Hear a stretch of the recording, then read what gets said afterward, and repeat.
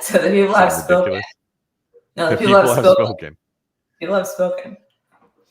Absolutely. And here we are today. Welcome, everyone, to the David Greene Show. We are live on YouTube right now. I am joined with my good friend, business partner, and all-around real estate badass, Lindsey Iskierka. Lindsey, good afternoon. How are you doing? Well, I'm really hoping that the internet holds up, everybody. So we are trying to go live. We're going to be sharing some real estate news. I'm likely going to be doing this a couple times a week in the near future. And so as long as my internet holds up, we'll be good. Annette says, am I in the right spot? Yes, you are. A Colasso says, let's go. Remember, if you're on Instagram and you're watching this right now, head over to youtube.com/@DavidGreene24. Subscribe to the channel, and you'll be able to listen to everything that is being said. A couple Instagram comments while waiting on more people to join YouTube Live. Mickey says there is a tank top underneath. It's hard to give up old food style. He is referring to the fact I'm wearing a shirt, and he is indeed true. This is not a strip tease, but there is a tank top underneath. Or a good, old good style from Mickey. That is true, man. Once a tank topper, always a tank topper. Guzin73 says, keep the shirt. Man, I swear, I was just recording a podcast a little bit ago, Lindsey, and I was looking at a guy's flip, and he basically had submitted this question to the David Greene Show and said, I paid X for the house. I'm trying to sell it for Y. It's not selling. I've already extended my hard money loan twice. I'm at 55 days on the market. I don't know what to do. So I'm looking at his listing on the podcast, and I'm trying to give him some advice. That's never good when you're in that position. Right. And he's trying to figure out, like, well, should I make it a medium-term rental? What do I do here? And I'm looking at the house, and I start doing the thing I hate everyone else doing. I'm looking at its design, and I'm like, oh, well, why did you put in a shower insert, but you spent all this money to fix the rest of the house? You could have put a tile shower. And the minute I said it, I was like, I hate when people do that to me. When you've put like a massive effort into a huge rehab, it's like a 3-month project. You're fighting with contractors. You're constantly scheduling things. You're trying to get the best price on tile that you can get. You negotiated the crap out of that thing to get it in there. You've given god awful amounts of information to loan officers to get the thing funded. You're just like so deep in this thing. And all somebody can say is, why did you pick that tile? That doesn't even look good. And you just want to stick a pen in your own eye. Like, and then I caught myself doing it. What is it about us that forgets that just commenting on what we don't like, just diarrhea of the mouth, is not good etiquette? But that's what buyers do. So if you're going to be flipping houses, you have to be okay with that. You know, because a buyer will walk into this beautiful house, but why does she have backsplash? I will buy you a backsplash as a closing gift. Just buy the freaking house, right? So can't really take it personally, because that's what buyers do. Like, you are literally flipping a house for a buyer to buy, and they're going to question your decisions and wonder why you went with that over that. What I will say is it's very clear when a flipper tries to skimp on like a designer or like some sort of consultation, they just pick whatever's in the clearance aisle of Home Depot, and they wonder why it's not selling. It's like, well, you know, it doesn't look good. It's not pretty, maybe new, but doesn't mean it looks good. So that's a big mistake. I will admit, I think that I am one of those people that does not like spending money on design. It's just like, if I have to spend money on materials. Yeah, exactly. I'm just like, always, no, I don't want to pay someone $30,000 to pick out colors and throw pillows. Like, maybe if they were $2,500 to do it, but it just seems like designers are always crazy expensive for what I get, and I always want to skip on it. It's just one of those things that's hard for me to swallow. What's your thoughts on flipping or short-term rentals? Should you hire a designer? Should you go on Pinterest to look for design? Should you like maybe pay a consulting fee per hour? What do you think? I feel like there needs to be a happy medium. I mean, someone can start this business and we will be your customer, because if you can make it affordable and just see a room and design it and tell them, hey, take this to your contractor, and it just makes it a lot easier to get that design element without having the bougie price tag with it. And you will get your money back if you have someone help you coordinate the space. It makes a big difference. For short-term rentals, absolutely get a designer. Don't try and do this yourself. There's so many people who got in short-term rentals and everyone kind of bought the same thing. Like, you'll walk into short-term rentals and you see like, oh, you got that on Amazon. You got that at Wayfair. You got that on, you know, whatever, fill in on Lowe's, you know. So you see the same stuff, and you need to know what that area likes. Like Palm Springs is a very specific design over Joshua Tree. So if you don't know what those are and you try to implement a design that you just like and are comfortable with and is cheap, your short-term rental in Palm Springs is not going to rent out. You're going to wonder why.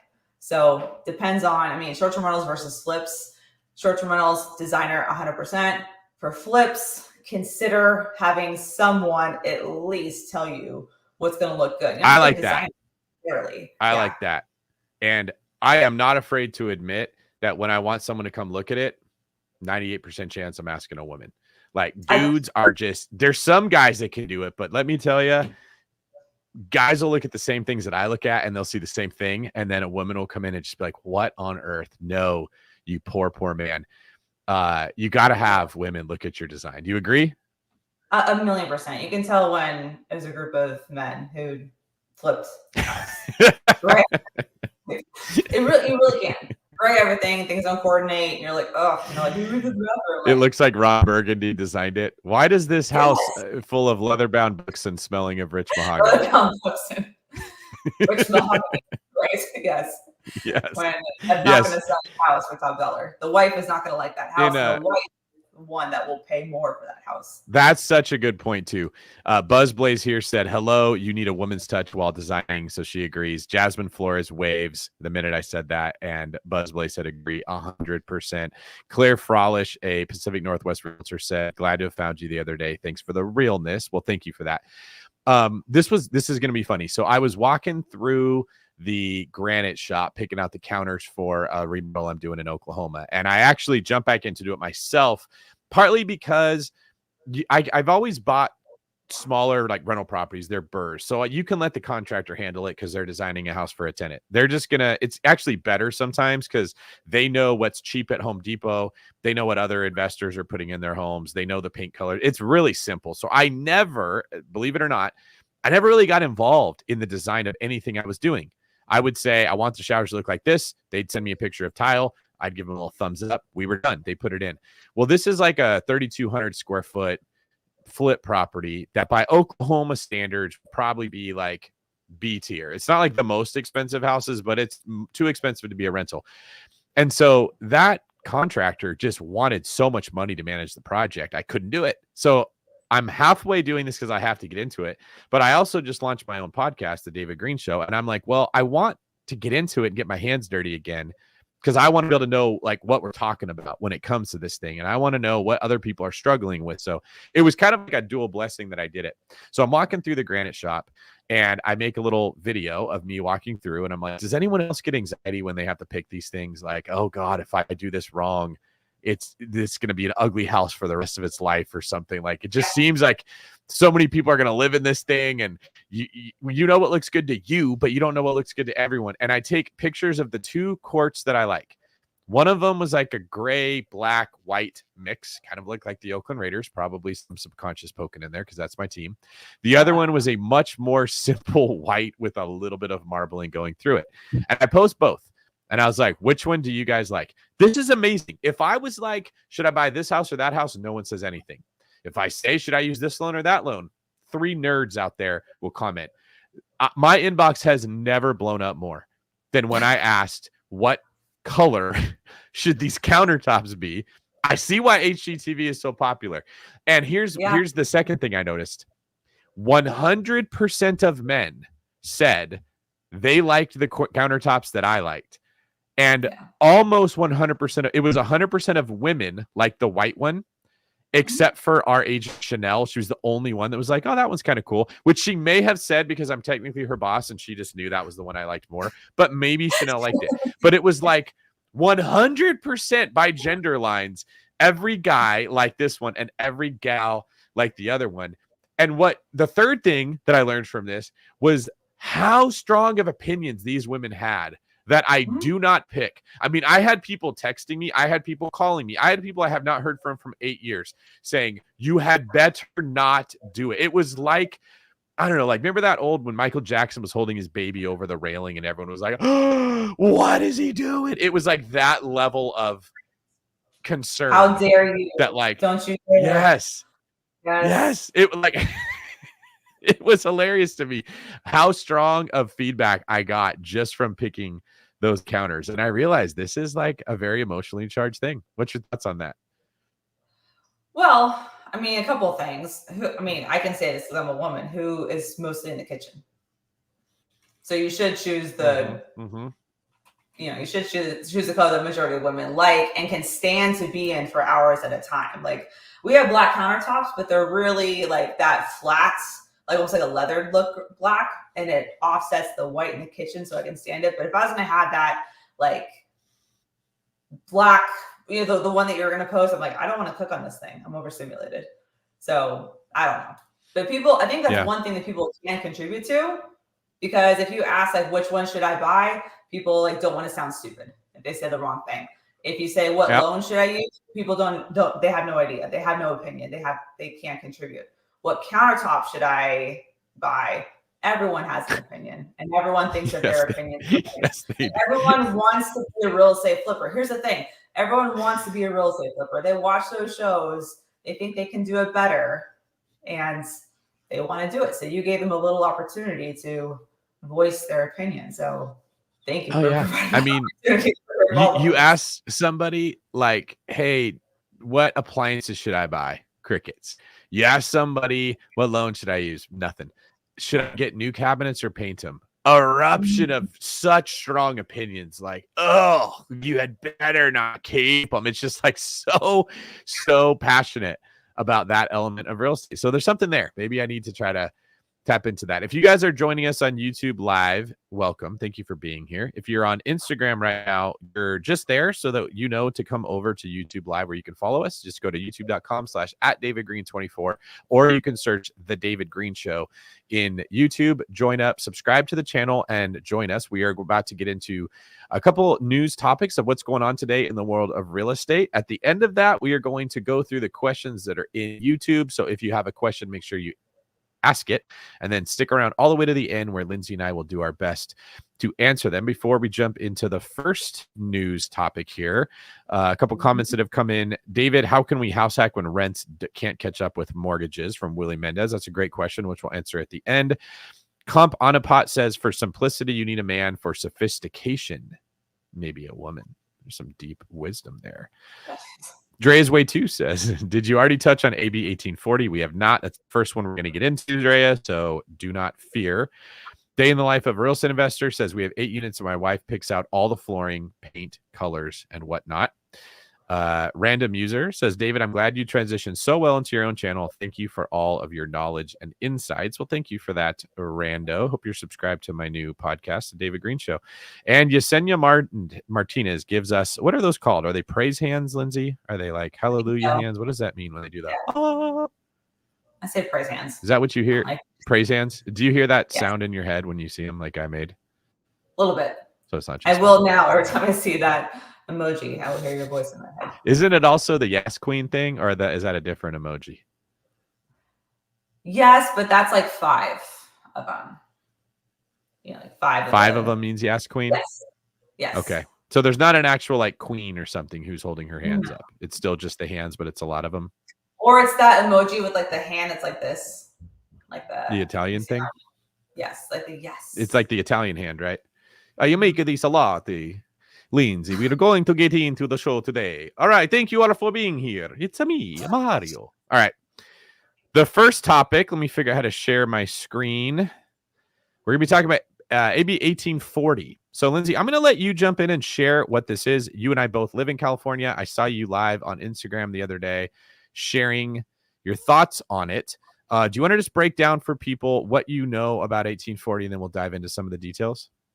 Yeah. So essentially it passed the Senate a couple of days ago that the qualifications for the Dream for All program, which is a down payment assistance program meant for first-time home buyers, first-generation home buyers specifically, they are now extending that to include undocumented immigrants. So they still have to meet Fannie Mae, Freddie Mac guidelines. They still have to qualify for the loan, but they are now eligible to partake in applying for this down payment assistance, which essentially, there's some misinformation out there. It's 20% down or $150,000 maximum.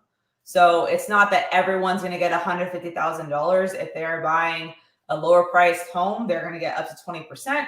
If they're buying a higher priced home, it's capped at 150,000. The thing is that this Dream for All program runs out of money, and it's even been confirmed that there's no money for this right now. So there's a lot of clickbait headlines. There's a lot going on out there. But essentially, I think what's catching people's attention is that now you don't have to be a U.S. citizen essentially to get down payment assistance, when we here in California feel like we're in a housing crisis, right? I'm in the trenches with buyers every single day, trying to help them afford a median priced home. So it's more disheartening, and it's like a gut punch if you've done everything right. So that's the gist of what AB 1840 is, just allowing now undocumented immigrants to also apply for down payment assistance program for the Dream for All program. Okay, so you've got the Dream for All program, which, if I understand it correctly, because we don't want to spread misinformation, there's always a chance that my understanding of it could be different than what it is. So please let us know in the comments if you think we got something wrong. But it is a down payment loan that the government gives you. I believe it's 20% down, so you can avoid PMI. They give you the money in the Dream for All program, which comes from taxpayers. So I believe this is state paid taxes, which in California, Lindsey, we pay about 13.5%. Does that sound right, of our income? It's high, right? And that's not 13.5% instead of your federal taxes. That is on top of your federal taxes. So if you made $1 million, you paid $135,000. If you made $500,000, you pay half of that. It's a lot of money. They take that and they give it as loans to people who say that they don't have down payments. That maybe they do, maybe they don't. Then they use that to buy a house. And when they sell the house or they refinance out of that loan, which I don't know why they would unless rates went down a ton, they have to pay the money back, and the government gets 20% of the gain of the house. So if you bought it at 500 and it goes up to 550, there's a $50,000 gain.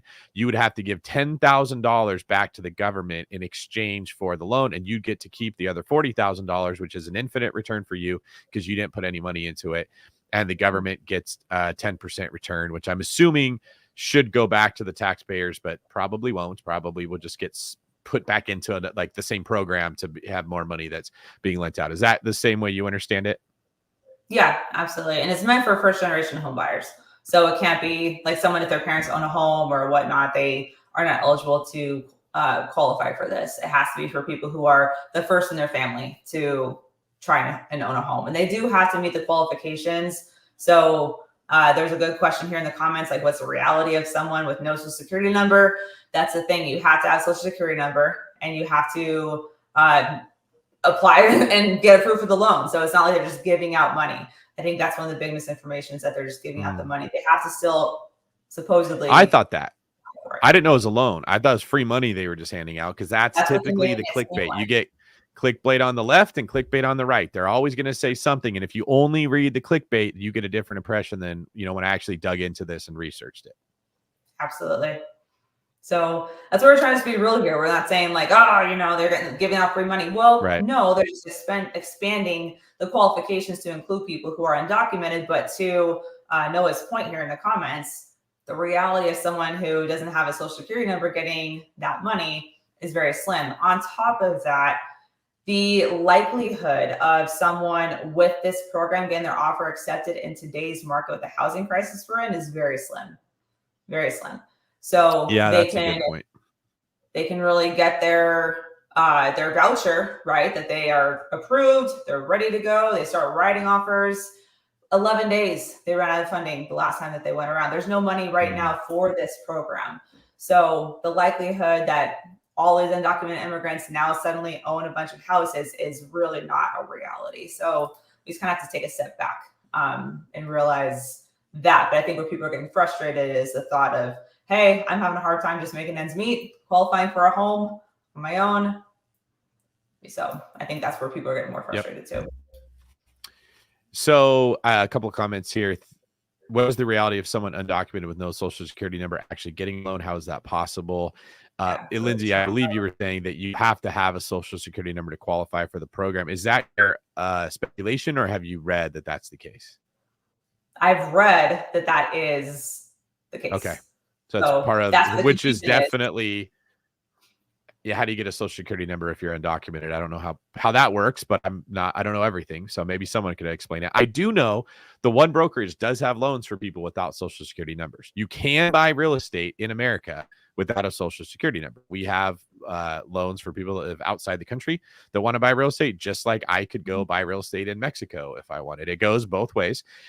And AB 1840, which AB stands for Assembly Bill. So anytime you see that, that means that there was a vote that was done. Now, I'm not smart enough to know how that vote works. I'm sure it's like the Congress and Senate of the state or something. I don't think it's put out to the people of California. I assume our representatives vote on this, has said this down payment assistance loan, whatever we're going to call it, is not only going to be for U.S. citizens, it will also be for non-U.S. citizens. And that is where a lot of the anger comes from. And I would think it's because the way that people hear this in the clickbait titles makes you think they're giving away free money. So now it sounds like they're giving away free money to people that are not even U.S. citizens, which pisses you off. To Drea's question, can you help me understand why it's such a heated debate? Because it sounds like they're taking money that David paid in taxes as a U.S. citizen, and instead of it going back to things that would benefit David as a U.S. and California citizen, it's going to benefit people that have not paid taxes into the system. I think that's where a lot of the debate comes from. And in a practical terms, like you said, Lindsey, the last time we saw this, we had a spike in offers on properties. A lot of people went after, what's it called? The California Dream Affordability. What was it? Dreams for All program. That's what this is about. Dreams for All. Yeah, there you go. Mm-hmm. So the Dreams for All program it was like a crazy, in some of like the lower income areas, like starter homes. I remember like Manteca, Stockton, Modesto.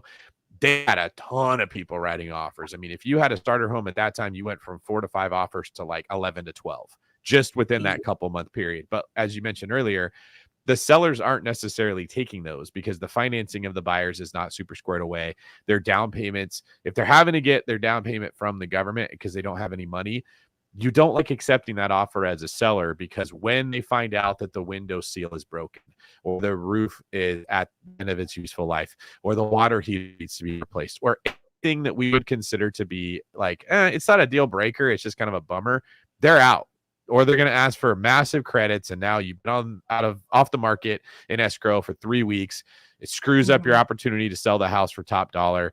If you ever wondered why do sellers not like down payment assistance loans, FHA loans, VA loans, I don't know that it's necessarily that they're prejudiced against someone without a lot of money. It's that they are prejudiced against someone that's going to back out of the deal because they don't have a lot of money. Can you just speak to your experience as a real estate agent representing clients and doing listings as to why a seller might be a little nervous of a ton of cash? Yeah, absolutely. So the reasons that you just said, also the down payment assistance programs require like a 45 to 60 day escrow. So if you're going with one of those offers, you're going to close in twice the amount of time that you would be for a normal conventional loan. So that's another thing too. An FHA, VA, and I think even the Dream for All program, if I recall correctly, have certain criteria the house has to meet in order to get funding. So there could be required repairs, especially in California. We got a lot of old houses, a lot of old plumbing, a lot of older electrical, maybe some termite damage and things like that. An appraiser, someone could call out damage that needs to be repaired in order for the home to close. That's going to be at the seller's expense. So with conventional mortgages, for someone who has 3.5% down, 5% down, 10% down, whatever, 20% down, they're less likely to run into required repairs that the seller has to make in order for the home to close escrow. And to your point, if a buyer needs down payment assistance or even gift funds or things like that, they're a little more hesitant because, like you said, and like I just said, we've got old houses. There's always something wrong in homes. We prepare our buyers with a home inspection report before they even see houses to prepare them for what they're going to see in escrow, right? And home inspection reports are going to show what's going on inside the house. And if someone doesn't have a lot of cash, they're more likely to nickel and dime, get cold feet, try to bring the price down, try to get seller credits, and they just look less secure as a buyer overall. So it's not prejudice against people who are first-time home buyers or, don't have a lot of money. That's, like you just said, that's not it. It's how likely are you to come back and ask us for credits when things pop up in inspection. That's exactly right. And if you're unfamiliar with the escrow process, which is normal, not everybody here buys and sells houses as often as I do or as often as we do working in the industry. You might be surprised to hear that buyers will tell you everything that you want to hear to get into contract. And once they're there, they often change their tune and now ask you for things they said they weren't going to ask. This is very common in any kind of contractual situation where the seller has all the leverage before it goes into escrow because they can take an offer from anyone. The buyers are competing with each other. I don't know. It's kind of like, have you ever been interested in somebody that told you what you wanted to hear to get to a certain point and then they changed, right? You hear this a lot in like today's dating where it was love bombing me. Now he's breadcrumbing me, right? Like the same thing happens in real estate where the buyer's like, we love your house. We'll do anything to have it. Here's a love letter. My wife fell in love with it. My kids fell in love with it. My dog is sniffing fire hydrant. He can't wait to move in, blah, blah, blah. And then once you go into escrow and they're like, wait a minute, that thing's a little run down. I'm going to have to spend money on this. I told my dad about the deal and he doesn't like it a lot. You start to get those cold feet. People are more likely to back out. One of the ways that I have worked my own deals with this information in mind, like in fact, that remodel I was just telling you about with the countertops, I had wrote an offer. They went with a higher offer. That buyer backed out. They came back to me and they said, hey, David, we'll sell it to you at the price we had it under contract with the other person. And I said, no, you have my price. And you can understand, Lindsey, it's hard for a seller when they've gotten used to what someone else offered for the house. They create a baseline understanding in their mind that they think is worth that, even though it obviously wasn't, because the other buyer wasn't even going to buy it. They ended up being a wholesaler that was trying to wholesale it to someone else and make $10,000, right? There's a lot of this crap that goes on in our industry. So they came back to me and said, we want you to pay the price that this wholesaler was willing to pay. Now, they didn't know that I found out that the other buyer was a wholesaler. And you want to guess how I found out who they were? How? Did they try and wholesale you the deal? Yep, that's exactly right. I'm trying to buy this house off the MLS. They tell me it's going to go to someone else the next day. I get a text from a wholesaler with that house. And I'm looking at the picture like, what? Like my brain just froze for a minute. Like I couldn't quite understand. Why are you trying to sell me this? How did you know I was trying to buy this? Like, are you stalking me? Oh, wait, you're the other buyer. So they came to me and tried to sell it to me for that price. I said, no. Now the seller is in a jam and they're like, hey, we want you to buy it for that price. And I said, no, I'm not going to pay their price. You have my price. That was never a real price in the first place. And I knew the agent was basically telling me, dude, I don't know how to get them to accept that. They have it stuck in their head that it's worth that because someone else put their expectations there. Here's what I did. I said, I'm not going to bump up my price, but here's what I will do. I will double my deposit and I will make it non-refundable. Now, I knew this house was such a bag of trash. It needed so much work. We're talking about like $80,000 to $100,000 rehab. There wasn't a whole lot that could go wrong that I hadn't already seen. I'd already seen the roof. I'd already knew the HVAC systems needed to be replaced. I'd already seen the foundation. There wasn't a whole lot of surprises there. So I don't even know that I was necessarily going to do any more inspections because I'd already seen them. It was more that I realized my contractor might find something that inspector missed. So I also doubled my deposit from like $1,500 to $3,000. It was not. I was going to say it's probably nothing for you in comparison to deposits in California. Yeah. Correct. So it was a very low down payment. But here's what happened. The buyers didn't get more. Sorry, the sellers did not get more money. They did get more certainty. Right. They knew he's not going to back out. He went non-refundable and he doubled it when we didn't even ask him to. And it worked. Instead of having to come up $10,000, they accepted my offer on that. And to make it even better, about 2.5 weeks into this 3-week escrow, I realized that it needed new windows, which were going to be, at the time, I thought about $10,000. They ended up being about $7,800 instead. But I went back to them and said, I need another $5,000 off to pay for these windows. And they said, too bad. You don't have an inspection contingency. We're not doing it. And I said, okay, you can keep my $3,000. I'm going to leave. Now, they've already been under contract with somebody else who didn't close. They're this close to closing with me. They've already got all their stuff packed. They're trying to leave.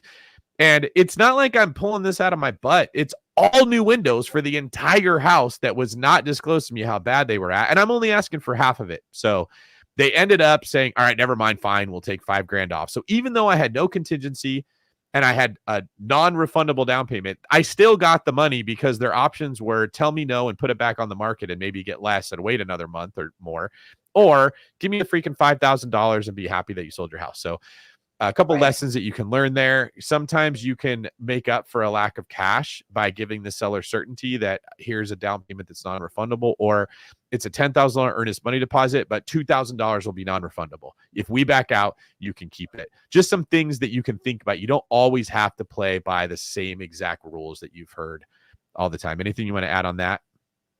No, 100%. And what I was thinking about that when you were saying is like the seller's thinking, oh, we got him in. There's no special contingency. He's going to lose $3,000, not understanding that for someone like you or like any California buyer, to be honest, it'd be like $3,000. I would rather lose that than spend 10 grand on top of all the things I'm going to pick. So the seller had the wrong interpretation of your position. And so we have to not always assume what's most important to the seller. We can think it's just price and things like that. But like you said, you provided more certainty and ultimately just, you found a way to make him feel like, yeah, okay, fine. I will walk away. And that threw him off guard because he thought there's no way you're going to walk away, but you caught him off guard. So then he was like in a bind and agreed. So. Yeah. And I didn't just think all that matters is price. It's usually what matters the most, but I was thinking in my mind, okay, they were this close to the prom and their last partner out. They're worried about having no prom date. Okay. I'm not going to write an offer like a high school stud quarterback. I'm going to write an offer like a math nerd. And I know they're not happy about it. But if it's 3 days to prom and I'm giving them, let's go. Yeah, that's exactly right. Like, hey, I know I'm not your first choice, but I'm going to take you to this place. I'm not going to try to kiss you. I'm going to pay for all the picture, whatever it was. I strengthened the offer in the ways that probably mattered to them in that moment, rather than giving them the $10,000 that my agent wanted to do. And that's why we're sharing some of these things with everyone listening. So everybody, thanks for being here. Thanks for listening. Please make sure you subscribe. All right, moving on to the next topic. It's going to be mortgage rates. They appear like they could be dropping. Let me see if I can share the screen again. Trying to learn how to use this new software. It always takes a little bit of time. So thank you guys for your patience. There we go. Are you seeing that, Lindsay? I see the circle like it's loading. So he doesn't think right. It's just loading. Okay. Is it showing now? Not quite. It's not on my end. Still a black screen. Oh, you guys see it in the comments? It's showing up on my computer. I'll start reading while we wait to see. Just let us know in the comments if you can see the screen share. Mortgage rates have been high for the last few years, but it appears that may be changing. With inflation cooling, mortgage rates finally dropped in August to 6.47%. 6.5%, the lowest rates across the prior 15 months. Fed Reserve Chair Jerome Powell also suggested last week that the central bank will cut rates in September coming up, which would likely have an impact on mortgage rates. I'm going to be vulnerable for a second here before I keep reading. Lindsay, did you know that I often don't know what month it is? That's next level. I can say I don't know what day it is pretty much every day month. All right. No, man, I legit. Yeah, that's the problem is like I'm always just what do I have to do right now and how do I be good at it, that you lose the ability to see the big picture when it comes to, and I probably should be admitting this on everyone for YouTube to hear.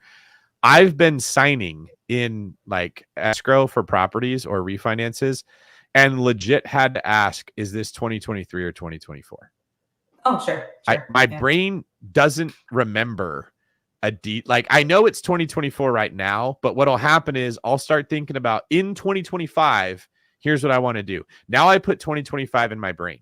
Now it's starting to fight for real estate over which year it is. And in a week, I planted that seed. And I won't remember if we're already in 2025 or if it's 2024. And that is a little embarrassing to admit, but I thought everyone should hear, like, everybody has their own things that they're not good at. And that's one of mine. All right, getting back into this. Although these anticipated interest rate cuts offer prospective buyers hope, there's no guarantee of how low rates will drop and for how long. The current average for a 15-year fixed rate mortgage is 5.92%. We're under 6% to get a 15-year loan, while the 30-year fixed rate mortgage stands at 6.5%. Any drop to these rates would make home buying more affordable. Well, that's what they say. So let's start right there. If rates drop, Lindsay, will that actually make homes more affordable? In the short term, yes, but demand is going to grow. and then the prices will get bid up, and then we're right back to the same affordability issue that everyone's been complaining about.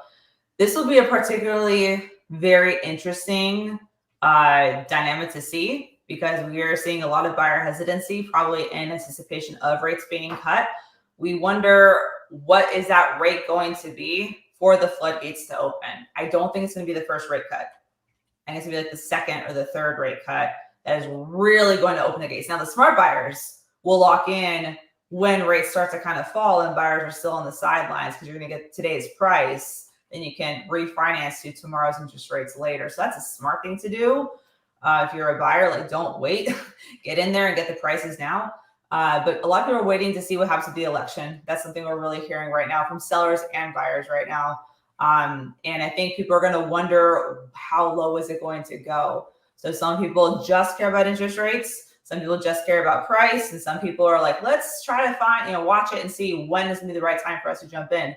So it's going to be interesting to see when on this journey of lowering interest rates are the gates going to really open. I think next spring is going to be a pretty crazy market in terms of rates potentially being in the 5s, maybe even lower, depending upon what's going on. But I don't know up until November what that's going to look like in terms of the market. But in terms of affordability, lower interest rates equals higher purchase price. That's just what happens. They can go back to 2021.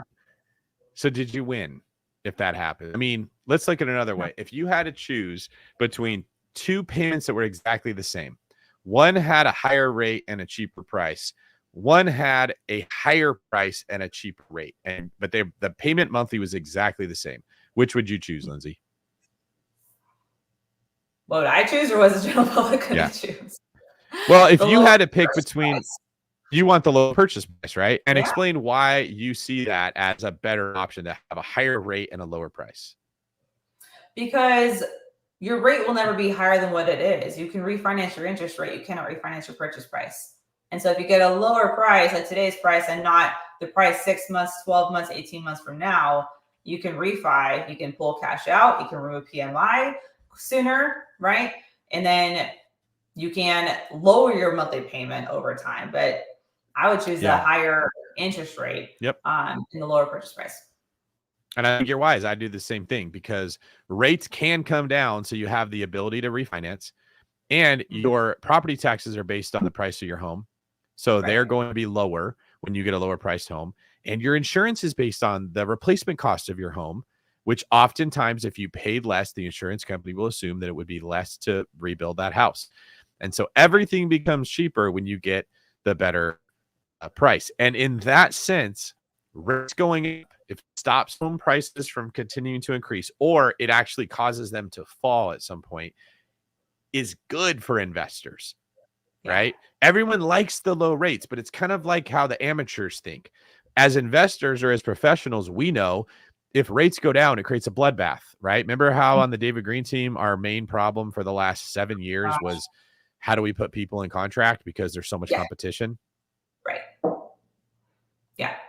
Now we don't have that problem as much. You actually can get into contract, but what are the buyers all saying? Are they so happy that they have this opportunity, or are they worried because rates are higher and I don't want that high payment?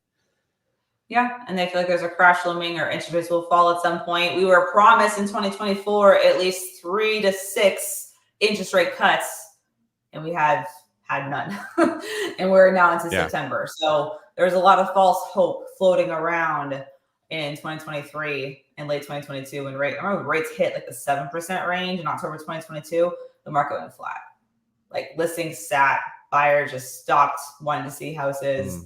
And that was kind of like a shock to everybody. And then they hit 8%. Now they're back down to 6.5%. And people are feeling the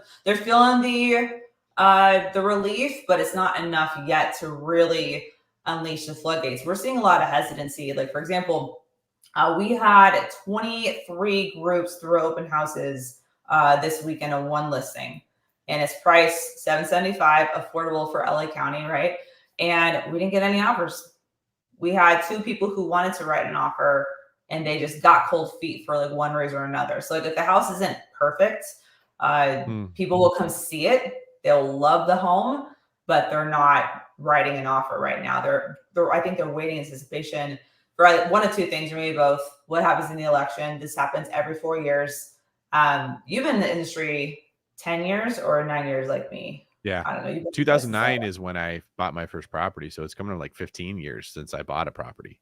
Since you bought a property, what about your license? Was it 2015?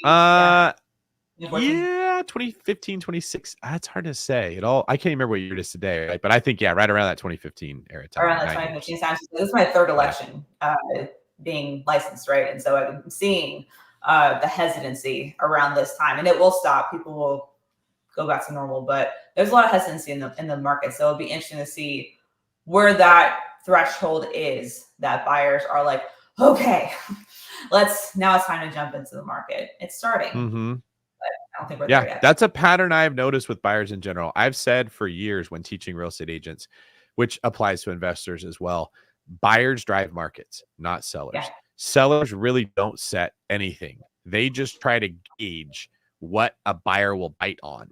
So like you listed your house, it should be selling for that. It's not like the sellers did anything wrong. The buyers just aren't buying it. So the sellers have to adjust to the buyers. The buyers don't really adjust to the sellers. The buyers adjust to each other. You want to pay that price for that house, but if someone else wants to pay more, you have to pay more. You're always responding to the other buyers. You're not really responding to sellers. So it can be erroneous to think you're competing against a seller when you're a buyer and you're actually competing against your other buyers. And I've said buyers function like a flock of birds. If you've ever seen a flock of birds that fly around, it's kind of amazing that they all turn at the same time. I have no idea how this happens, like some kind of telepathy between the birds. But when one goes, they all go. You rarely ever see one bird move and then the other one's, oh, look at him. He moved over there. Maybe I should try it too. They move in one big group. So I remember in the last crash, 2010, when it was tons of inventory on the market, that's when I started buying. Everyone told me I was an idiot for buying real estate. I was scared to death. I thought I was an idiot too. I just was like, I'm an idiot, but I need something to buy. But I'm going to lose a bunch of money. The houses are going to go down in value. The thought was prices will just keep dropping. And what I noticed was as prices dropped, buyers just kept waiting because they're thinking they're going to keep dropping. It's the first house that I bought in 2009 in 06 was brand new built, sold for $595,000. Okay. It dropped from $595 down to where I bought it at $195. Jesus. Okay. Yeah. And then it dropped to like 185, 180 after that. I was like, I'm an idiot. I caught a falling knife. Why did I buy this house? I was beating myself up thinking I never should have bought a house. Well, who was I to think I was a real estate investor? These are all the thoughts I had going through my head, all the feelings everybody else is feeling right now too. And you think they're going to keep going. So what happens is all the birds, the buyers, don't go in, even though it's like to build that house from scratch is going to cost $400,000, $500,000. That was a great price to buy it at. Well, what happened is the summer of 2013 hit, and we had what we called boomerang buyers. So 2010 is when most people had their foreclosures. Well, some people were smart and did a short sale, not a foreclosure. When you do a foreclosure, it takes 7 years before you can get a loan to buy a house. When you do a short sale, it takes 3 years. 2010 to 2013, 3 years. So these people got bad loans when they bought their houses. They were the smart ones that short sell to get out of it. They had adjustable rate mortgages. They got in trouble. Well, in 2013, they're smarter. They're like, hey, I'm getting a fixed rate mortgage this time. So they're seeing houses cost less than half of what they did when they bought in 2010 or 2009 or 2008. And they can get a fixed rate mortgage, and interest rates are low, and the government's offering rebates to buy. And even though I'm sure they had shell shock, they came in and they said, I'm buying again, and this time I'm buying carefully and I'm buying right, and I'm getting a fixed rate mortgage. And when those birds came into the market, they started buying. All the other buyers came in at the same time. It went bananas. It was like, I'm just watching prices come down. I don't want to buy more houses. I'm buying one a year. And the next thing I know, I can't get a house at all. They're selling for 30 grand over asking, 40 grand over, and 50 grand over asking. We're talking about houses that cost 150 grand selling for 200. That's 25%. Yeah. Wild. We're not talking about 5 or 10% over asking price, 25 to 30%. And people are throwing money at these things. And just like that, your opportunity's gone. I mean, you don't see it coming because what I learned was that the buyers all move in one big flock. They get in and they get out all at the same time. They got in 2006, 2007 because everybody else was doing it. They got out because they saw everybody else letting their house go. They got back in because they saw everybody else getting in. And we're seeing a similar thing as rates come down. If people think they're going to keep coming down, a lot of people will wait. They're not going to refinance. They're going to try to time the perfect number on the refi. They're going to try to time the rates at the lowest before they get in. But when you do that, it's often too late. You can't get all back in at the same time because when you're trying, everybody else got in at the same time. Any advice you want to just give for how someone, if they're looking to buy, can decide, should I wait or should I pull the trigger? This is a common question no matter what the market's doing. In the whole 9 years of being an agent, it's when should I buy? When's the best time to buy? And it's just the moment you can afford it, right? We have to look historically, and prices go up. They may come down a little bit. They don't stay down. They go right back up, and they keep on going up. So trying to time the market for the best time is a sure thing to miss that opportunity that Dave was just talking about. I know people who did not buy in 2015, 2016 when they could have and should have. And now it's 2024 and they cannot buy. They will be renting, unfortunately, forever because their wages do not now afford them a median price home or something that works for their family. So if someone doesn't buy when they can afford it, if someone doesn't buy an investment property when it makes sense to, making sure they analyze the deal correctly and they don't buy a property just to call themselves an investor. I think that's something we saw a lot of people doing. They bought an investment property just to call themselves an investor. And when it's a bad deal, they blame anyone else but themselves, right? So stop trying to time the market. Just figure out, okay, when's the right time for me to get in? Rates are going to go up and down. Prices will go up and down, but they still go up. They're on a trajectory up. There's no point in history where they went down and stayed down. So just stop trying to time the market. You'll be timing the market for the next 10 years, and all of a sudden you're frustrated because you have to move into a different area that you don't want to be in, or you have to settle for a home that's smaller than what you wanted because you waited too long because you were trying to be smart and finding the best time to jump in. There is no best time. There's pros and cons. There'll never be a perfect storm of low interest rates, low demand, lower prices. Great point. And you know what would make that happen though? There you go. You would never have a good economy. You might get low rates and low prices and good inventory, but that's because no one else wants to buy. And what made everybody else not want to buy? They lost their jobs. Nobody believes in real estate right now. They built many houses. Something is bad for that to happen. And I love that point that you're never going to get the perfect storm. The opportunity is when everyone is terrified because it's their fear that's keeping them out of the market and allowing supply to increase to the point that prices have to drop. Such a good point, Lindsey. Here's something else to think about. If you're watching prices stay the same and rates drop and you're thinking, I want to try to get to the perfect low rate and prices the same, and that's when I'm going to jump in. Like your risk versus reward is not very in your favor. You're risking a ton of not getting anything to try to get it perfect. Why don't you buy at this point? Let the rates keep going down if they do. Okay. And then refinance when you think they're at the point, but you already bought. So you know you got something, you're anchored in. And maybe the refi costs you $8,000 or $10,000. And that's the insurance policy that you pay to make sure that you got something. And in 30 years, it's going to be worth $400,000, $500,000, $600,000 or more than what you paid for. I like thinking that way much more. When you're trying to be perfect is often what causes you to not do anything. Yeah. It's analysis paralysis. All right. Yeah. Great point. And I'm so glad that those words rhyme because that's why we say them all the time. Let's look at some of the comments here. Susie or Suisse Vin says, agree, Lindsey. Melinda Choit says, I love that explanation, referring to you earlier, Lindsey. Mark says, no offers on a home like that is crazy. Very much like a microcosm of deflation right there. We met Mark at a retreat that I did at my Scottsdale property. Awesome guy. Great relationship with him now. If you guys want to attend retreats, go on my Instagram while you're listening to this and DM me the word text, TEXT, and you'll get a link where you can sign up for my free text letter. And when we have retreats, you'll get notified about them.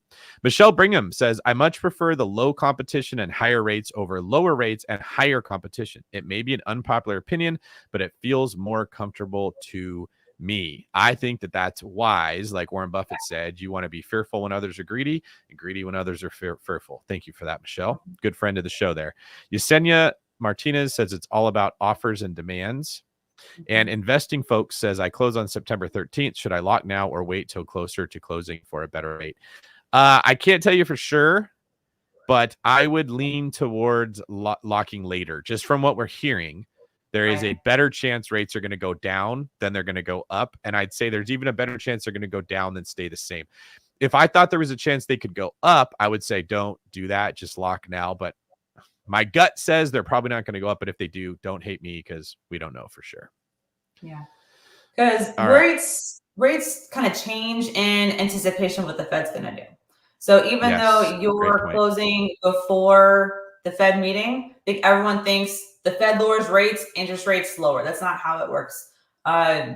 Mortgage rates are going up or down in anticipation of what the Fed's going to be doing. So because when your loan actually closes, they have to sell your loan on secondary market. So they want to think about, how am I going to sell your loan? If they can sell it easier because the Fed lowered interest rates, they're going to lower the rates sooner. So because you're closing on September 13th, even though it's before September 17th, I believe is when the next Fed meeting is, you're likely to see rates potentially be a little bit lower.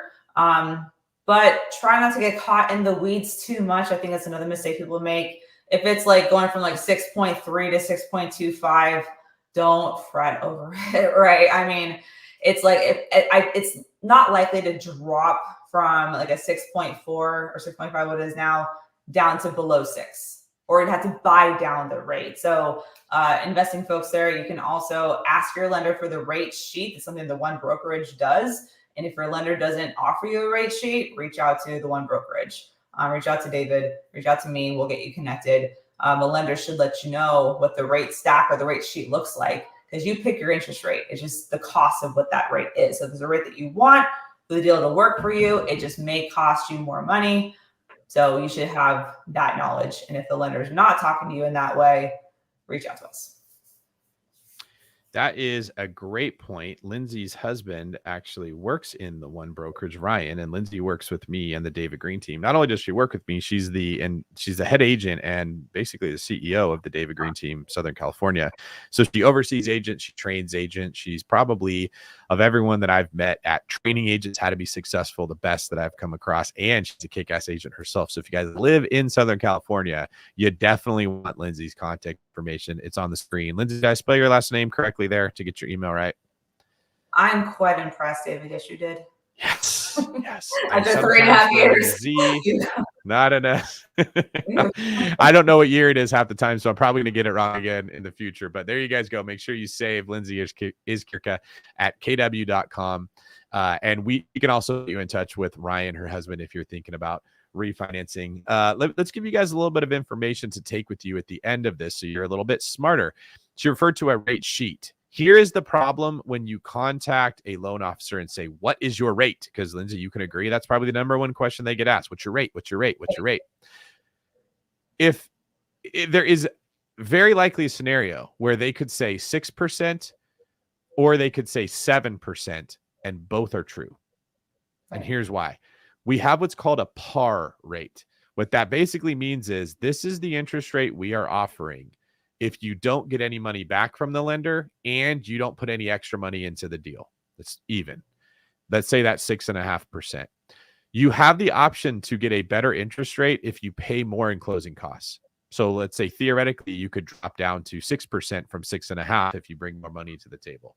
You could also maybe drop it below 6%. You can maybe get it down to 5.75 or 5.7 if you bring more money to the table. Now, one of the ways that Lindsey's going to negotiate for you is she's going to ask for a credit from the seller to put towards your closing costs, which allows you to give that money to the lender to get a better interest rate on your house. So that in essence, the seller is buying down your rate instead of you. Mm-hmm. But you also, if you don't have a lot of cash and you want to keep more of it, have the option for what's called a lender credit, in which case, if the par is 6.5%, the lender could give you back $8,000, but now your interest rate is going to be 7%.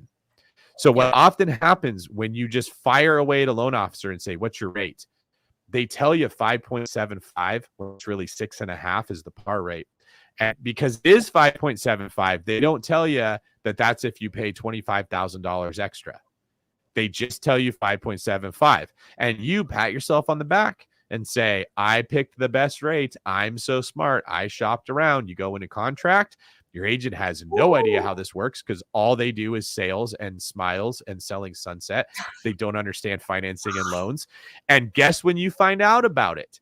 When you get your closing disclosures or when you're signing at the end table with escrow and you see how much money has to come to escrow and you lose your mind. What the hell? Why? I thought my closing costs were X. Why are they $25,000 more? Oh, you call your lender. Yeah. You said you wanted 5.75. That's what it costs to get it. Well, you didn't tell me I was going to do that. Yeah, you didn't ask. You asked what's my rate. Now what are you going to do? You're going to back out of the whole deal, lose your earnest money deposit?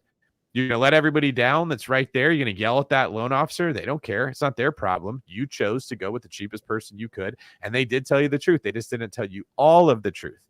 Versus when you use someone like Lindsey, whose husband works in the industry, who works for me, who has a mortgage company, your agents and your loan officers work together and communicate together and explain to you what we just said. In fact, most people in the industry don't even want you to know the term par rate, because now when they tell you an interest rate, you know to say, what's your par rate or how much would it cost me to get that? And then they have an oh shit moment because they see how this game works and they're in trouble. They're going to be backpedaling. So there is a lot of ways to hide money in mortgage. That's why I got into it, so that our clients don't have to worry about this at all. Anything you can add on that before we get to our last story? Yeah, just one more little quick tip for you guys. If you get a quote from a lender, let's say you're in contract and you're trying to shop around and someone gives you a quote, you need a loan estimate. A quote is basically what David just said. Yeah, I can get you 5.75, and that could be added with 2%, 3% closing costs on top of it to get that rate. So take a loan estimate to someone like the One Brokerage. They will let you know and be honest if you're getting ripped off or not. And if they can match it or beat it, they will. If they cannot and they can give their blessing and you have reassurance you're getting a better rate, they can't match it. They may try to say like, hey, just FYI, I don't know if they're going to close. I don't know if they're going to pick up a phone call. I don't know if they can do this in time. Are you actually pre-approved or not?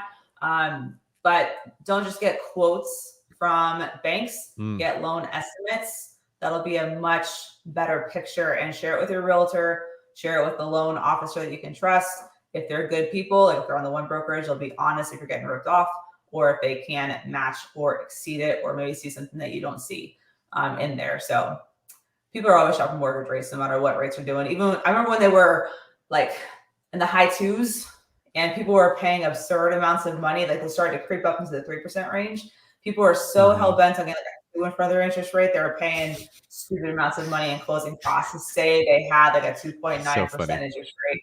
And I remember I heard Christian on the phone, and he flat out said, like, listen, I know it's not a sexy rate to say that you have a 3.18% rate, okay? But it's going to cost you $6,000 to buy down the interest rate to 2.99%. That's only going to save you this much. How long? So people are always buying down the rates, no matter our such a good point. Yeah. I mean, there is an absolute scenario where getting a higher rate, which includes a lender credit, and getting back 10 grand makes way more financial sense. If you're going to take that 10 grand and use it to extend your sunroom into an extension of the house, making it 20% bigger, to remodel your master bathroom and have a dope bathroom made your property more, to pay for 2/3 of your kitchen remodel and get quartz countertops and new appliances, or new cabinets and new flooring with that 10 grand, and improve the value of your house and make it better. Because if you don't do that, let's say you just go pay more for the house that's already remodeled, but you get the better rate, you're still going to pay more every month than if you'd paid less for an ugly house, got money back from the lender, put that into making it better, added equity, had a lower purchase price. And even though you have a higher rate, it's way offset by the lower purchase price that you borrowed, and you added wealth. It's better to look at this stuff holistically, like we're talking about, than just to do what you hear.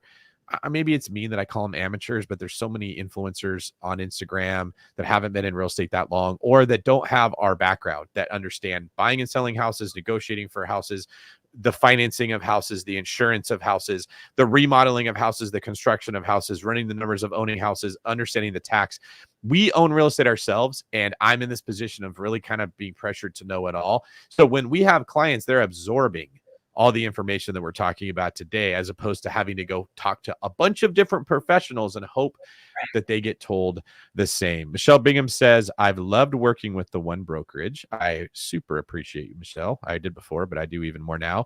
And Dre's Way Too says, as usual, thanks for the amazing insights here. All right, Lindsey, are you ready to get into this last story, which I'm sure is going to be your favorite?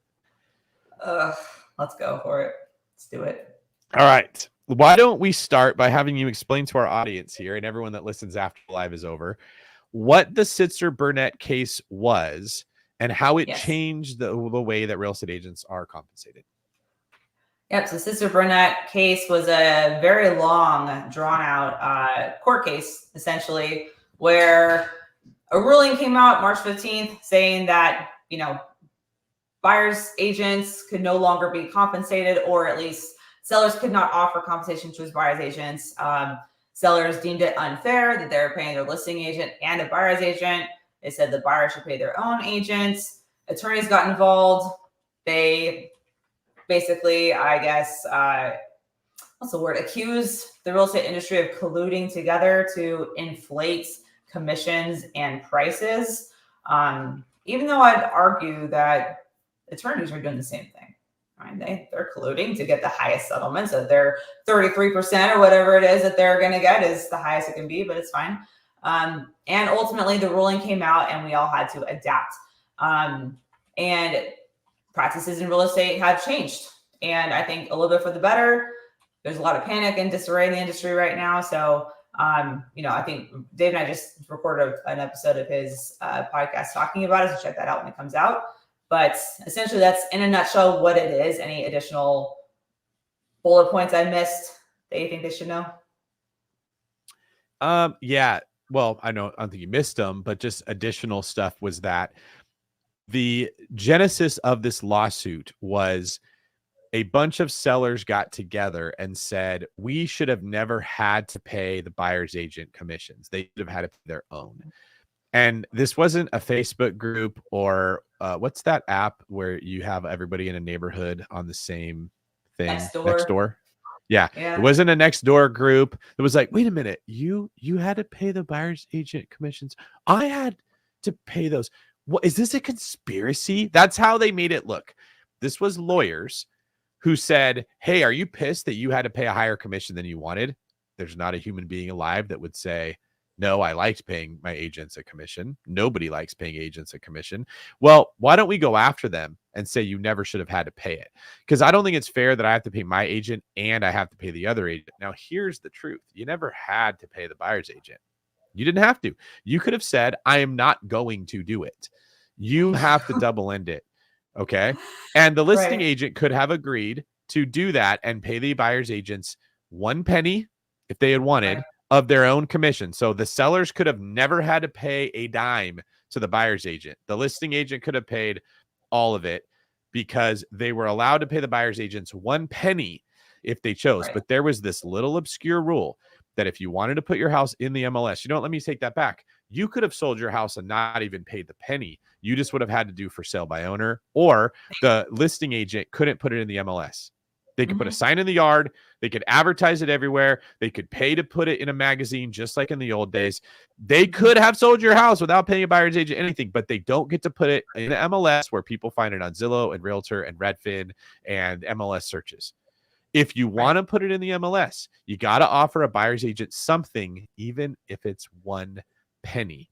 And that was a NAR rule, National Association of Realtors, who basically understands if you're a buyer's agent working with the client, we want you to bring your clients to the MLS without fear of getting cut out of the deal. And if you're not being offered a commission at all, why would you bring your clients to the MLS? You're not going to. You're going to hold back and only show them houses where you get paid. We don't want that. We want every client to see every house and to play fair. So therefore, if you're a seller and you want to put your house in our MLS that is owned by realtors, then you have to pay the realtors who have the clients. And every seller with a brain understood, I want to pay a buyer's agent because they're going to bring the buyers, and then all the buyers are going to fight for my house, and then they're going to pay over asking price instead of under asking price, and I'm going to make more money, which is why everyone did this. There was never a conspiracy. There was never a real collusion. The way that the articles made it look is that realtors are conspiring together to help each other. I promise you, none of us like each other. When you're a listing agent and you're going against a buyer's agent, that is your enemy. You don't want to help them make money. You want to help your client make money. I'm telling you guys, as a person who works in this, and you may say, well, David's an agent. Well, guess what? I'm also an investor. And I buy a lot of houses and I sell a lot of houses. And I'm not just talking about this as the agent. I've sold more houses than most of you people listening. And I bought more houses than most of you people listening. And I still pay my agents this commission. And I want to pay the buyer's agent commissions high. I often pay more than the going rate. And I make way more money that way because I get more people looking at the house and I negotiate a better deal. So the ruling of this said, it was collusion because you forced people to pay a buyer's agent to put their house in the MLS, and they ignored the fact that it could even be a freaking penny that you had to pay. So the ruling comes out and they say, that's right. No one forced you to put your house in the MLS, buddy. You don't want to pay the buyer's agent, sell it without that. Well, we don't want to do that because it won't work. Oh, what do you know? So you're just trying to force your way to have your cake and eat it too. This is what lawyers do. So this person went and got a lawyer, put this whole lawsuit together, got a whole bunch of sellers to agree to this class action thing, sued the National Association of Realtors and a whole bunch of big brokerages, made agents look really bad. And you just heard what the truth was. That's what was really going on. Now, Lindsey, do you remember how much every seller actually got paid out of this multi-$100 million lawsuit? How much? It was like $18. Yeah. I think every seller got like $18. The lawyers got all the money. It's a clown show how this thing went down. You can tell where my opinions are about this. Anyways, as we look into this deeper, we find that one of the people who was behind this lawsuit of the Sitzer-Burnett case, Mr. Sitzer, Josh Sitzer, who listed his house for sale in Kansas City, went to his next door neighbor who was a lawyer, and they put this whole plan together to change. And by the way, here's the fallout for all of you listening. Now, if you want to buy a house, you can't just have a realtor go show it to you like you used to. You have to sign an agreement with the realtor and agree what you are going to pay them before they even do it. And you may be able to get the seller to pay your realtor for you, but you have to have that conversation with your realtor first. A much more uncomfortable situation, not better for the buyers, but this is what came from this ruling as the government is trying to protect you. Due to the anti-competitive structure of the industry before the lawsuit, again, they're calling this anti-competitive, I, as a seller, was effectively coerced into paying 3% of my home selling price to a buyer's agent in order to achieve a successful sale. Let me just break this down. In California, for as long as I've been selling houses, no buyer's agent has gotten 3%. It has been 2.5% in California, or 2% now. And the sellers can choose to pay whatever they want. He was not coerced ever into paying that. That effectively coerced is a legal term that they're saying it wasn't technically coerced, but I felt coerced. I felt like they were trying to make me do this. Yeah, like the under duress. The real estate agent showed up like Phil Dunphy, and he had this intimidating looking tie and blazer, and he put this pen in my face, and he said, "Sign on the dotted line, or I'm going to bring Suge Knight in to hang you from the balcony like Vanilla Ice." This is the way that the language gets said, and everyone agrees with it because they don't like realtors, and so they don't know the truth. When hiring agents is a choice for many, I don't believe anyone should be bullied into paying for undesired services due to unfair industry practices. Bullied, because realtors are running around like a bunch of New York goons, breaking people's legs. Get out of here. Like, realtors are the golden retrievers of human beings, man. You can't find one that will have a difficult conversation with anybody. They are the biggest pushovers ever. But this language is, I was bullied by my realtor into paying a buyer's agent's fees here, which, again, I promise you guys, he didn't have to. He could have said, I'll pay a penny, or I will pay a penny, but you will reimburse me that penny out of your commission. There's not a listing agent alive that would say, no, I'm holding on to that penny. Sitzer shared this frustration with his neighbor, who happened to be a lawyer familiar with the subject matter. By 2019, he and other homeowners had filed a class action lawsuit. If you don't know what class action is, it means a whole bunch of people get together and pool their funds to put a lawsuit together to bully the person that they're trying to sue. This is literally like, let's get a whole bunch of people together and show up with pitchforks to go after the person we're trying to sue. That is literally bullying, which I find to be ironic. They received a verdict last year that resulted in a settlement earlier this year that will radically change how homes in real estate are sold, which Lindsey and I just covered for you guys. earlier. NAR agreed to pay $418 million, and that's just NAR. Keller Williams, Remax, a whole bunch of other brokerages are also on the line for incredibly high amounts of money, even though when you're like, what did they do in this whole thing? It's amazing to me that we actually had to settle in this case. But Sitzer says, I wouldn't say I had expectations in the beginning as it was a multi-year battle of ups and downs, but I had enough confidence in my position to commit to taking action. He didn't have expectations in the beginning because when we all heard this, we thought this is the stupidest thing ever. You're telling us that the sellers felt bullied or were coerced into paying a commission. When you look at a listing agreement, that thing you sign, it says in black and white, as clear as day, this is the total commission that I will be spending. This is the portion that will go to the buyer's agent. Those numbers can be edited at any point. And all of us as realtors looked at this and said, how do they have a case here? It was amazing that this happened. Now, here's where the story gets extra juicy. To take advantage of the new landscape, Sitzer has teamed up with Bryce Galen and Neil Batra to found a startup called Landian, which aims to help homebuyers benefit from the rule change that resulted from the lawsuit by offering flat fee real estate agents on demand. The name Landian blends the word land and guardian, which is safe and helpful and protective. The startup is emerging from stealth Thursday with an offering in beta. TechCrunch is the first to report. The site, according to its founders, allows users to import listings from any real estate site and then book a home tour or prepare an offer with a licensed local agent without owing a commission. Advances in technology years ago make it easier for home buyers to find properties they're interested in looking at or buying. So the model of buyer's agents getting a 3% commission is considered antiquated by many. Some buyers have argued that it's unfair to pay such a large commission to an agent when they did most of the legwork themselves. Buyers have the option to pay a la carte for different services that they want, like $50 for a home tour, $200 to prep an offer. And if they want more handholding, they can cough up a flat fee of $1,800, which includes up to 5 home tours and 2 offer prep sessions. This is amazing, okay? So for $1,800, which in many markets is probably more than the 3% on some of these houses, you get a certain number of home tours. Okay, like a car wash that you pay this money for, and you can take your car so many times. Did you not see a house you like? Did you want to see another house? Did you have questions that you asked the agent? Well, you're on the clock the whole time you're talking. Well, you can re-up for another $1,800, and you can add to your card like you're at Chuck E. Cheese and you want to play more of these skee ball video games. And this is Landian, where home buyers are protected from the new reality of paying exorbitant commissions in a pocket that eat into their closing costs. And Mr. Sitzer and his friends are going to now benefit earning your money without serving you. How many homes do you want to see? You only get to see so many. They're literally pressuring you to make a decision or spend more money. You want to see a house? $50. You want to see 5 houses? It's going to be $250 today. Have you ever charged, Lindsey, for someone that wanted to go see a home? No, I pay showing assistants that to open a door for me if I'm unable to show the house. Quite literally $50 a door. Yeah, that we is pay 5% of what we do with agents. Yeah, I pay my money to other people to go take you to see a house. And then what happens when you don't buy a house and I don't get a commission? Do your buyers feel so bad for you and come back and say, oh my God, Lindsey, I'm so sorry. Here's $2,500 to reimburse you for all your gas, all your time, all the money that you spent for me?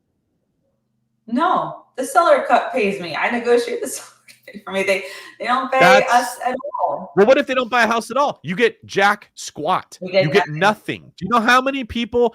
Everyone hates the 3% commission, but if you had to put a percentage on all the people you talk to in a day about real estate or over a year, what percentage of them actually close on a house?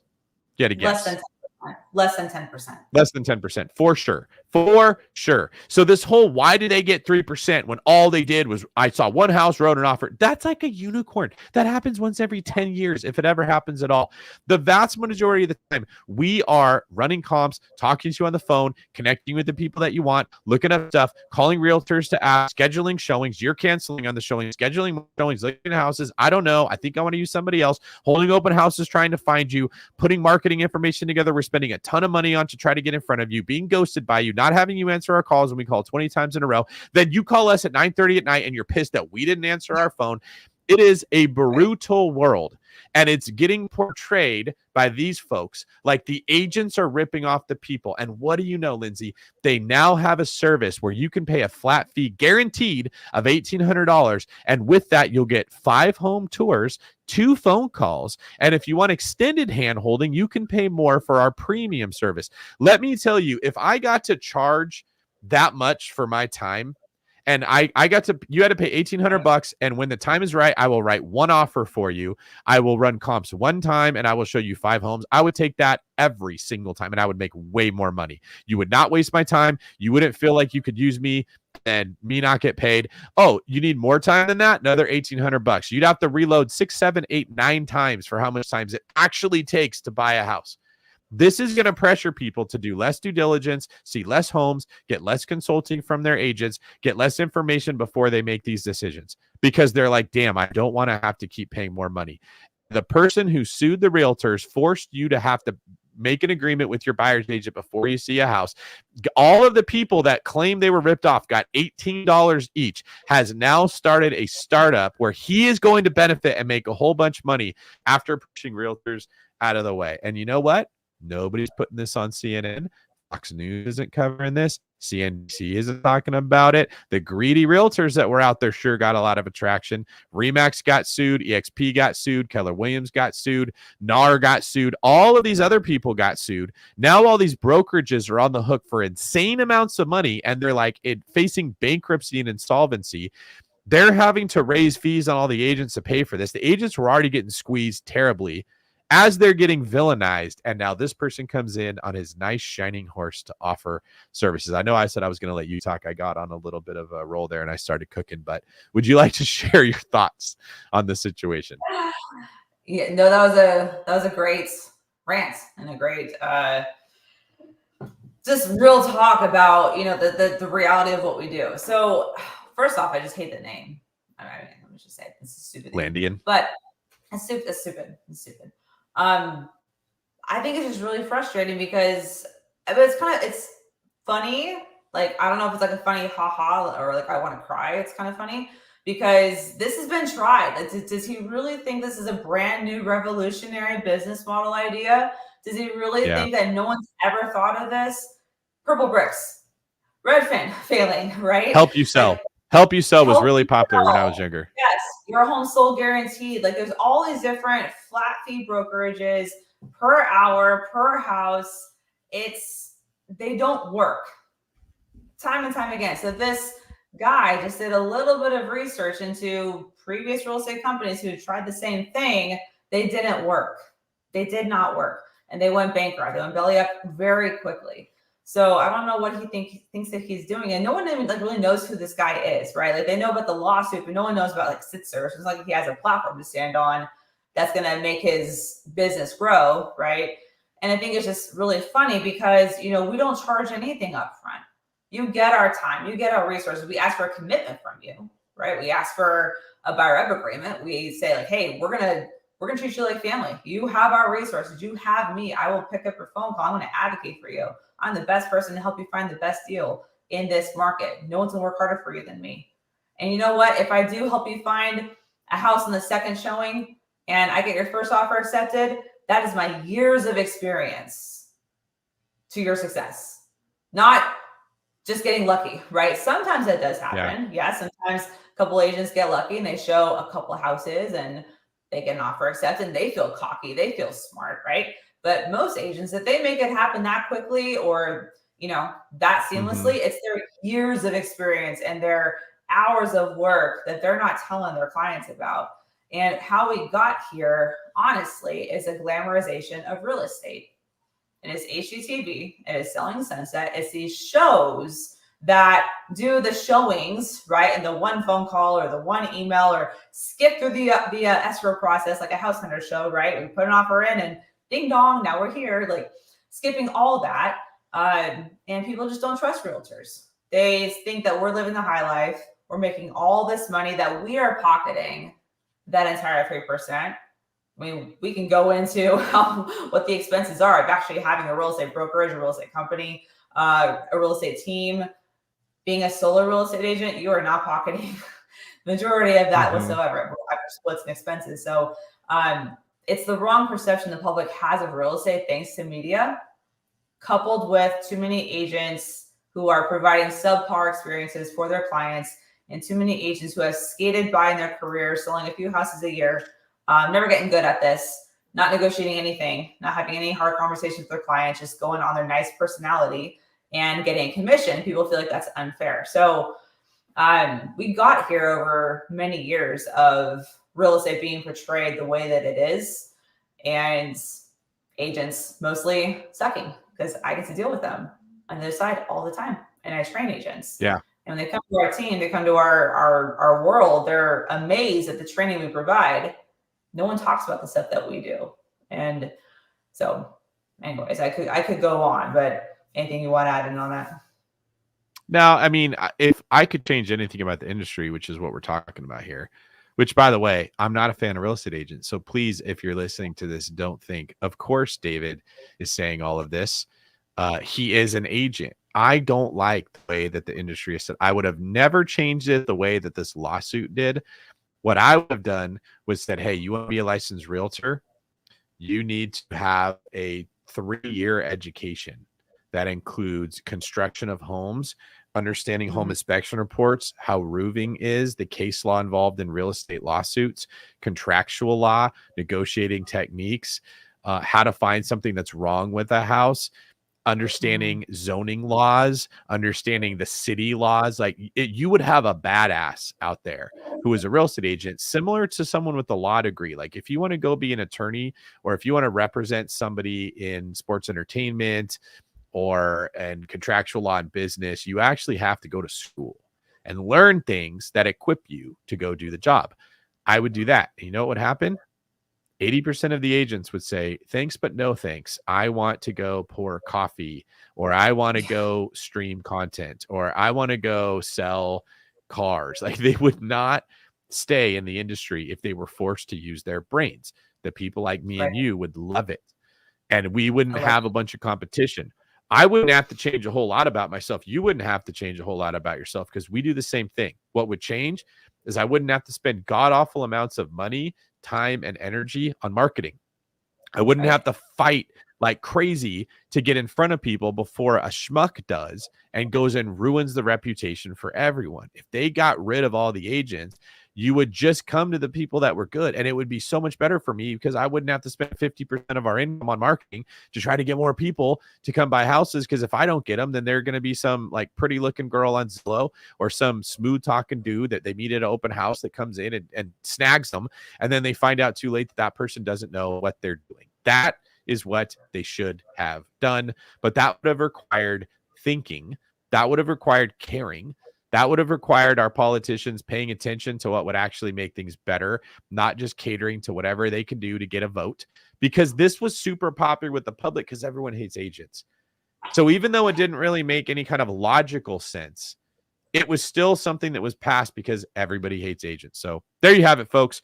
There are new California opportunities to get down payment assistance, even if you're not a U.S. citizen. There's hope on the horizon that mortgage rates could be coming down. But if you've been thinking about buying, you might not want to be sitting on the fence for much longer. If it's true that rates start coming down, we should see a lot more activity as far as houses selling, which is going to lead to higher prices. And you've got the real estate industry under attack of some sense from these tech companies coming in and trying to convince people that they don't need agents, and you can just pay a la carte for everything that you might need from real estate. Lindsey, any last thoughts you want to share before we let you get out of here? No, this is good, and I hope people enjoy the real talk. And Mark, I do agree that we should have some higher education requirements. I think the more effective approach to sifting is just making it harder to actually sell a house, making people have to have hard conversations, making agents have to rise up. And I'm hoping that the good ones survive. The other ones go back to bottle service or back to whatever they were doing before this. And we're going to keep on serving people. Being adaptable and teachable is one of the most important qualities in this industry. So I think as long as agents do that, they'll be good. But good news in the horizon for consumers, I think. We'll just keep watching what happens. But hopefully people appreciated the little rants. Yeah, I don't think that if I'm thinking if I was somebody who wasn't in the space, if I'm just listening to this video on YouTube right now, I probably had no idea that that's how the industry actually works. No one comes out and ever tells you that. No loan officer says, well, when you ask me what interest rate you're looking to get, I can legally tell you this one, even though it's actually going to cost you a lot more money. Either they don't have the skills to articulate it in a way that someone outside the industry can understand, or they don't have the motivation to tell you that because they're going to lose money. No one understands what the life of real estate actually is or why they're so bad. But because we buy real estate, we own real estate, we rent out real estate. I talk about real estate for a living. I own real estate companies, and I'm constantly trying to solve these problems. I might be the only person in the country with the perspective I have of seeing it from all of these different angles, right? Like probably the only thing I could do to get a deeper perspective would be if I own a home inspection company or I own a construction company. But like outside of that, when it's talking about the transactions and legal side, you and me are knee deep in this stuff, constantly having to get updates from brokers and updates of legal contacts and agents asking questions all the time of how to do their job that we have to help with. So we appreciate you guys following. Please make sure you go subscribe to my podcast, The David Greene Show, available on Spotify or Apple. Just open up those apps on your phone, search for The David Greene Show, subscribe, and leave me a review. And then if you're listening to this on YouTube, make sure you subscribe as well, not just for those that are live. If you're watching this after it posts, let's read a couple of the questions here, and then I will let you guys go. I want to get to Willie's question. He put that question in the beginning and hang on. So, so Willie here asks, can you please talk about how to house hack with rents not catching up to mortgages? Yeah. Well, yeah. Why don't you start? That's a great idea. I think what I want to start with is, first off, just need to know, are you looking for it to cash flow or be free today or just in the future? Because in Southern California, for example, we've never had a house hack where you are automatically living for free because the rents are high enough and the mortgage is low enough. It's always like this, and then it starts to catch up the longer that you own the house because your payment stays the same, your tenants' rents go up, so your out-of-pocket cost goes down. My first house hack was a triplex, bought it for $750. Our total out-of-pocket after receiving rental income was $1,700 in the beginning, and that was down to $1,300, right? Because our tenants' rents went up and our cost of living went down. So house hacking is more powerful the longer that you own it. And it depends upon what market that you're in too. So if you want to, send me a message or send David a message, let us know what market that you're in. That's going to help provide some clarity in terms of the best way to tackle that house hack. What we're doing in Southern California, for example, maybe this works in your market too, is that we're encouraging our clients to look at midterm rentals because short-term rentals likely to get more strict, potentially outlawed in a lot of parts of LA and Orange County, San Diego County, Riverside County and beyond. But midterm rentals, 30-day stays, get more income, better quality tenants typically, and then you're not under the rent control guidelines that in LA County would be, for example. So you can keep raising your rates with demand. Whereas you get a 12-month lease, you're kind of stuck there you can only raise it so much. So there's different ways to make the rents match the mortgage sooner, but the power in house hacking is owning it for longer. So don't not buy the house hack because today you're not living for free or cash flowing. Utah, Willie, reach out to Mark Hansen. Mark Hansen, why don't you put your email in there if you're still around, my friend. Willie, you'll be great. You'll be good with Mark there. But anything to add there? That's exactly right. Mm-hmm. No, I think it's a great point. A lot of people assume that house hacking only makes sense if you're making money or if you're breaking even. But I don't think that's the right way to look at it. House hacking is a way to get into real estate with low money down, and it's a way to avoid paying rent. Even if you were going to pay $1,500 in rent or you came out of pocket $1,500 to buy a house, it still makes more sense to house hack because you're buying a house, you're protecting yourself from rents rising. When rents do rise, not only do you avoid paying the higher rent, but you benefit as your tenants are now paying the higher rent, right? So it benefits you double on both sides and amplifies the benefit to you. Then as your house appreciates, you're building wealth and you're paying off the principal and you're getting tax benefits. So what appears to be an even $1,500 wash is actually way more powerful. That one decision might make you 25 to 30 grand a year, which over a 10-year period of time, you're talking about $250,000. That's assuming rents aren't going up, but they will. So think long-term here. It is much smarter to do it. If you took a person 30 years ago who said, well, I didn't house hack because it wouldn't have saved me that much money. Okay, where are you sitting right now? How much do houses cost now compared to where they did 30 years ago? And where are rents? You always want to be thinking about the future there. JP Gaming said, can DSCR loans be used for Airbnb property? How will the bank comps for Airbnb rents? It's a very good question, but the bank doesn't have to worry about it. We provide those, JP. So if you contact me, I'll put you in touch with someone at the One Brokerage.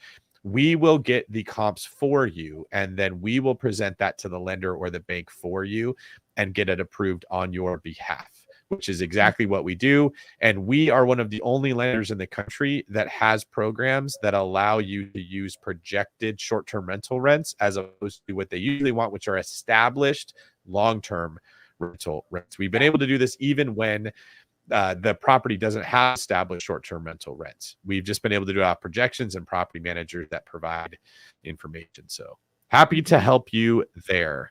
If you guys would like, you can find Lindsey. Her email is listed on the screen.